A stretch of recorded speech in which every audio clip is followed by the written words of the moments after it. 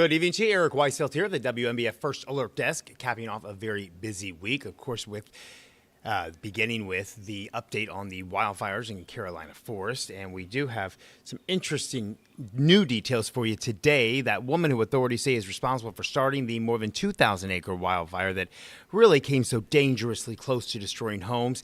That was her that you saw in that mugshot. Firefighters working day and night to get it under control. That was 40-year-old Alexandra Bialoso. She posted bond after authorities arrested and charged her for sparking that massive blaze. Neighbors who knew her say that they are feeling a range of emotions from relief to frustration. Some say Bialoso appeared to be in shock after the fire allegedly started in the backyard fire pit close to the tree line in the Covington Lakes community Saturday. It is important to note Horry County and the state of South Carolina were under a burn ban that day. The South Carolina Forestry Commission says Bialoso did not have an appropriate water source readily available or any garden tools on hand to control the blaze. The agency says the fire spread to land owned by Walker Woods HOA and has burned more than 2,000 acres. Neighbors say that Bialoso needs to be held responsible for what she's accused of putting the community through. And if convicted, she could face up to 60 days in prison and a $400 fine. That is a small penalty that's making some leaders propose stricter laws in our area. All right.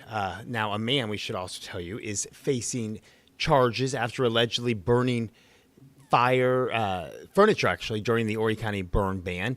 Jason Bingham was arrested. This is not Jason. This is the one we told you about, but Jason was arrested after the North Myrtle Beach Fire Department responded to his home on Harrelson Avenue twice this past Monday. Records show that he had an active fire in his front yard, and while burning a couch and a mattress, they put out the flames and informed him of the ban.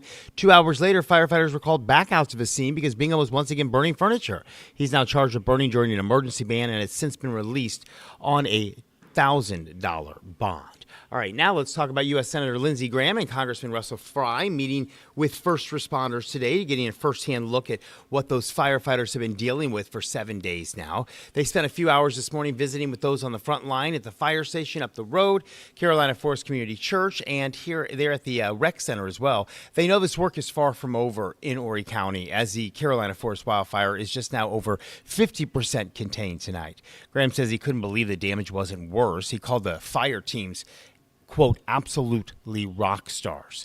Congressman Fry also spoke on how first responders worked under incredible pressure and heat. Both are planning to push for more resources when they return to Washington, and they thank all the men and women helping with those fires, especially those coming in from across the state and state lines. South Carolina State Rep Tim McGinnis says in light of the fire, he'll be proposing stricter penalties for burning debris, which we now know is the main cause of wildfire here in the Carolina Forest area, according to authorities. It's a good time to remind you that the burn bans are still in effect until further notice for both Horry and Georgetown counties, and we can tell you that burn ban in Darlington County was lifted earlier today. All right, let's end with some happier news. In the 35th edition of the popular annual event, the St. Paddy's Day Parade in North Myrtle Beach, set for next Saturday, March 15th along Main Street. That parade starts at 9 o'clock that morning with the festival from 11 to 4. We have everything you need to know about parking and road closures in this story. It's all on the homepage of WNBFnews.com. And WNBF News will definitely be at that parade as well. We'll have a float there, so hopefully you'll come out and say hello to us. All right, let's take a look at the forecast. And it's going to be a really nice weekend this weekend, especially Saturday.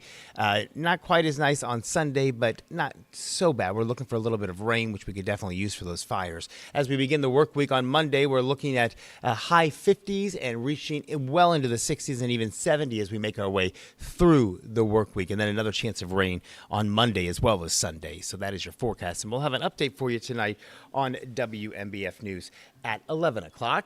We hope you have a great evening. We'll see you tonight at 11 for WNBF News.